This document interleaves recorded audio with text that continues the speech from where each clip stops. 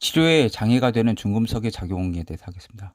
당신의 의사가 알려주지 않은 11가지 약의 비밀이라는 책입니다. 알루미늄, 비소, 카드뮴, 납, 니켈 같은 독성 금속을 칼슘이나 마그네슘과 같은 미네랄 영양소와 구분하기 위해 흔히 중금속이라고 부른다. 중금속은 두뇌와 신장, 면역 시스템, 기타 조직에 축적되어 심각하게 정상적인 기능을 방해할 수 있다. 미국에 사는 전형적인 사람은 건강한 사람과 비교해서 체내 중금속 수치가 높다. 예를 들어 미국의 인구의 25% 이상은 어느 정도 중금속에 오염되어 있는 것으로 추정된다. 대부분의 체내 중금속은 산업화에 따른 환경 오염의 결과이다. 미국만 해도 산업 오염원과 가연 가솔린에서 매년 60만 톤 이상이 납과 공기 중에 배출되며 이는 호흡이나 농작물, 물, 토양에 축적되었다가 사람이 섭취됨으로써 몸속에 쌓이게 된다. 그의 납을 포함한 중금속의 출처로 흔한 것은 통조림 깡통의 땜납, 살충 스프레이, 조리기구, 담배 연기에서 나오는 카드뮴과 납, 치과 충전재의 수은, 오염된 물고기, 화장품, 제산제와 취사도구의 알루미늄 등이다. 배터리 제조, 주유, 인쇄, 지붕공사, 학금, 치과의사, 보석세공 등은 중금속이 극히 많이 노출되는 직업이다. 아말감 하니까 그렇겠죠.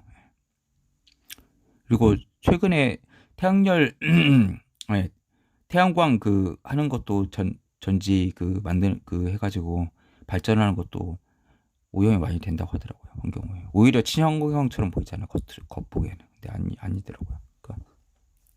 그래서 중금속의 출처와 독성에 관한 증상이 표가 있는데 이걸 읽어드리겠습니다.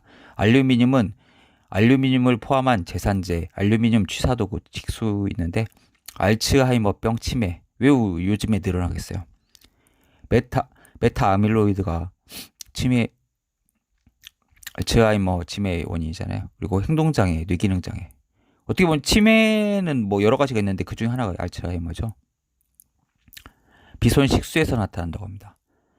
비소는 뭐 예전에 사약 재료 쓰였으니까 피로, 두통, 심장질환과 심장마비, 신경장애, 빈혈, 레이노 증후 현상. 레이노는 약간 손발이 좀 차면서 파래지기도 하고 그다음에 이제 뭐 피가 안 통하는 그런 거죠. 창백해지고 그런 거죠. 카드뮴은 담배 연기, 식수, 피로 집중력과 기억력 손상, 고혈압, 후각상실, 빈혈, 피부건조, 전립선암, 신장 문제가 있습니다. 납에는 담배 연기, 자동차 배기가스, 배군석, 골분, 굴껍질 칼슘 보조제, 식수. 근데 이거 한약재로 쓰는데 모려분이라고 그렇죠. 골껍질. 납은 피로, 두통, 불면증, 신경증, 고혈압, 주의력 결핍장애, 학습장애, 빈혈. 근데 이거 호소하면은 사실 중금속 오염이라고 얘기가 참 잡아내기 힘들죠. 예. 수은 아말감, 은색 충전재, 식수, 어패류. 피로, 두통, 불면증, 신경증, 고혈압, 기억과 주의력 손상. 니켈은 공기화물, 심장질환, 면역체계 기능장애, 알레르기 있습니다.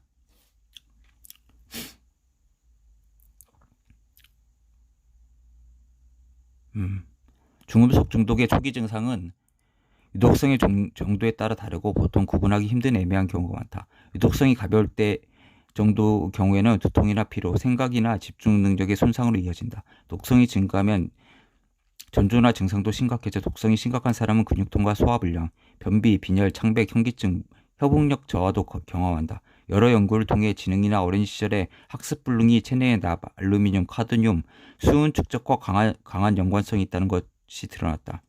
기본적으로 어린이들의 중금속 수치가 높을수록 IQ가 낮았다. 같은 종류의 관계가 혈압에도 존재한다. 고혈압은 납이나 중금속의 높은 수치와 관련이 있다. 중금속은 대뇌나 신경, 신장과 같이 지방으로 이루어진 신체 조직과 대단히 친화력이 강하다. 결과적으로 중금속은 거의 언제나 감정이나 두뇌 기능의 교란은 물론 신경학적인 문제, 다양한 경화증을 포함한 고혈압, 신장이 혈압을 통제한다고 관련된다. 모발 미네랄 분석은 소량의 모발 샘플을 이용해서 필수 미네랄 물론 독성 중금속의 수치를 측정하는 데 대단히 유용한 분석 도구이다. 모발 미네랄 분석이 중요한 두 가지 이유가 있다. 첫째, 미네랄은 인간의 건강에서 극히 중요한 역할을 담당한다. 둘째, 납이나 수은, 알루미늄과 같은 중금속은 고혈압과 신경증과 같은 많은 질환의 원인으로 작용한다. 모발의 미네랄과 독소 수치는 우리의 장기 혈류 안에 발견되는 수치와 대단히 밀접한 관련이 있다. 모발은 질화라고 불리는 과정을 거치면서 두피와 표면 바로 밑에서 발달하여 두피를 뚫고 나오면서 경화된다. 시스템에 퍼진 미네랄과 중금속은 오랜 기간에 걸쳐 모발이 축적되어 그 안에 갇히기 때문에 모발을 통해 체내 미네랄과 독소 수치를 쉽게 파악할 수 있는 것이다. 최근에 그 박유천 씨가 걸렸잖아요. 마약했던 게. 이거 모발은 거짓말 하지 않는 거죠. 어떻게 보면. 예. 그게 뭐 얘가 뭐 그거 하려고 면도도 하고 막 그 머리도 빡빡하고 그랬는데 결국 걸리긴 걸렸잖아요. 예. 염색도 하고 별걸 다 하는데. 초저가 건강 상태에 관심 있는 사람이라면 모발 미네랄 검사가 도움이 될 것이다. 어떤 중금속에 지속적으로 노출되어 왔거나 중금속 독성에 관련된 증상이 있다면 특히 더 그렇다. 모발 미네랄 분석 키트는 영양학, 지향, 의사들을 통해 구할 수 있음 물론이고 짧은 건강식품 매장에서 소비자들에게 직접 공급하기도 한다. 내가 추천하는 바디밸런스의 모발 중금속 분석 키트에는 쉽게 따라할 수 있는 모발 샘플 채취 방법에 대한 사용 설명서와 샘플을 넣어보낼 수 있는 지불필의 무송 뭉투, 상세한 해설과 교육 지침서가 되어 있다. 갑자기 이걸 홍보로 딱 돌아서네요. 예, 있습니다.